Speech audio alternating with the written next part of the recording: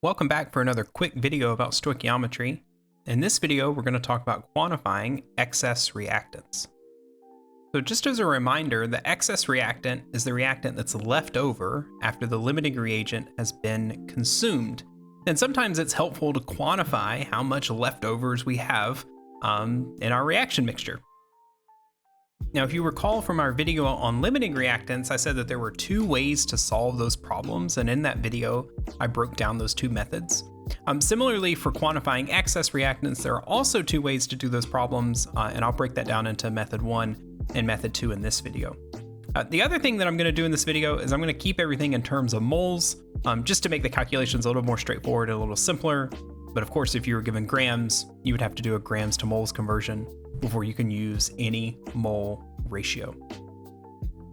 Our example today should look pretty familiar.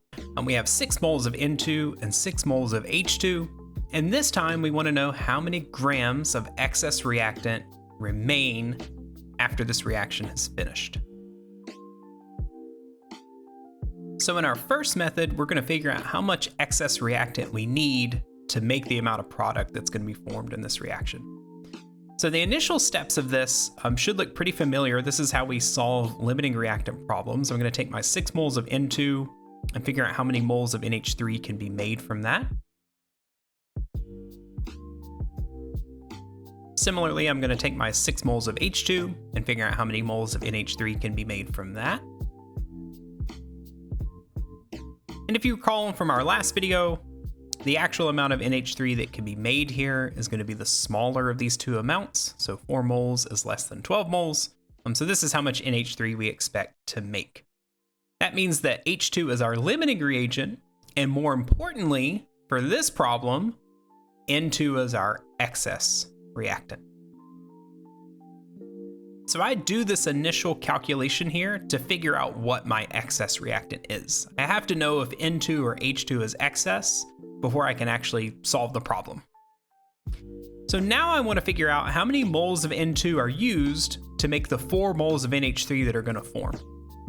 So I'm going to start with my 4 moles of NH3. I'm going to do the mole ratio 1/2, so 1 N2 to 2 NH3s. And so 4 times 1/2 gives me 2 moles of N2. Now that 2 moles of N2 is how much is used in this reaction. And I'm asked how much is in excess.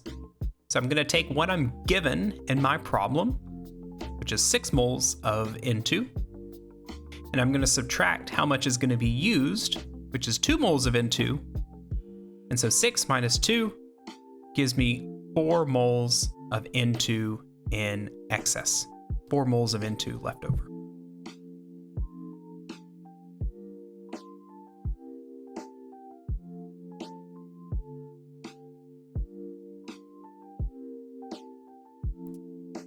So let's look at that problem a different way.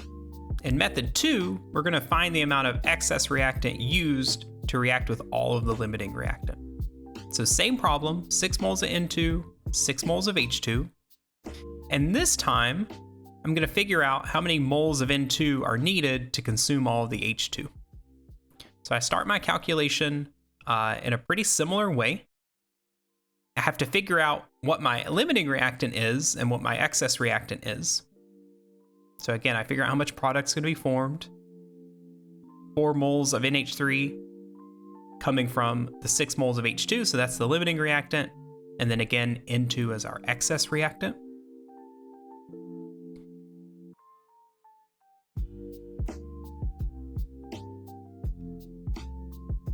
This time I'm asking the question, how many moles of N2 are needed to react with all 6 moles of the H2?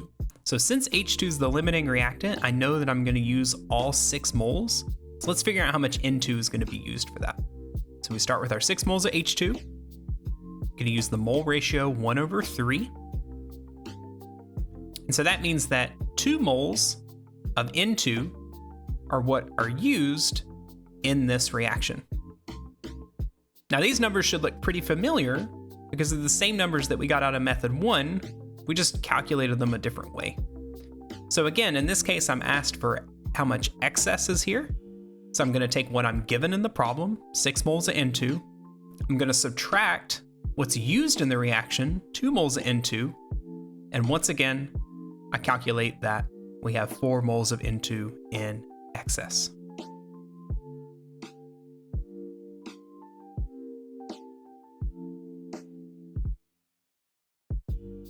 Now, if I wanted to report this final value here in terms of grams, I would just do a moles to grams conversion, multiply by the molar mass of N2, and that's how much excess reactant I have left over.